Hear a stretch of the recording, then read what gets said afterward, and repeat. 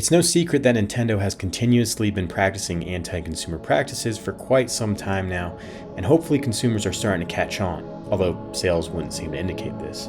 Just look at the most recent Nintendo Direct, the prices of basically everything, DLC for games just 2 months after release with content that was probably intentionally withheld from the base game so they could get another $20 from you, DLC before the game is even out, expensive nostalgia bait, or intentionally not including Galaxy 2 in the terrible 3D All-Star ports so that they could sell you Galaxy 1 and 2 together for the full price of a new video game.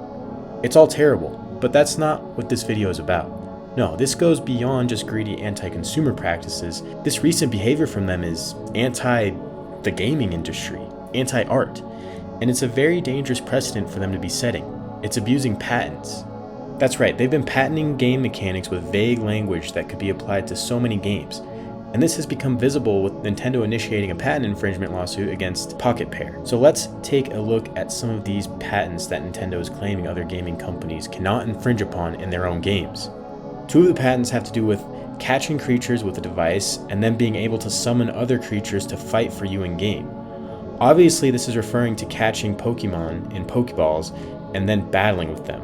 But already, without any thought off the top of my head, I can think of a game that could easily be accused of infringement and is the most recent game I've played, Death Stranding 2. In that game, you can throw a grenade into a weakened enemy's mouth, collect the crystal that comes from it, and then summon that enemy with that crystal to fight for you in other battles. Is Death Stranding 2 a ripoff of Pokemon? No. Is the mechanic of having other creatures fight for you in a video game unique to Nintendo?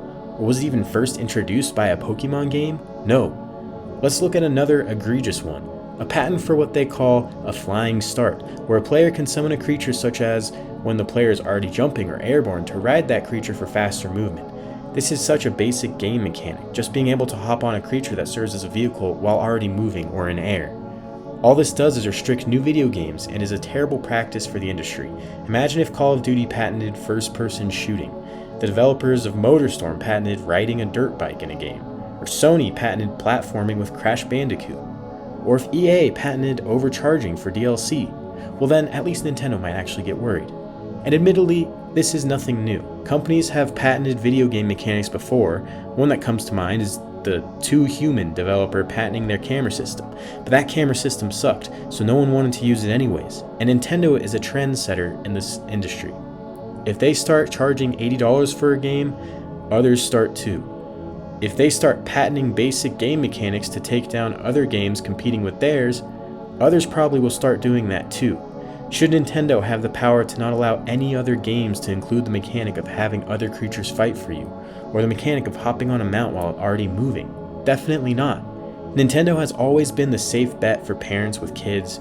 Oh, the kids want video games, but we're worried about the violence and graphic content. Just get the Nintendo system and Mario games, and it's easy. I had always hoped that competition would eventually arise to help challenge them, because competition would only lead to better games. But now it looks like Nintendo's doing everything they can to bar competition from even legally being able to happen. It's something to consider if you're still on the fence about a Switch 2.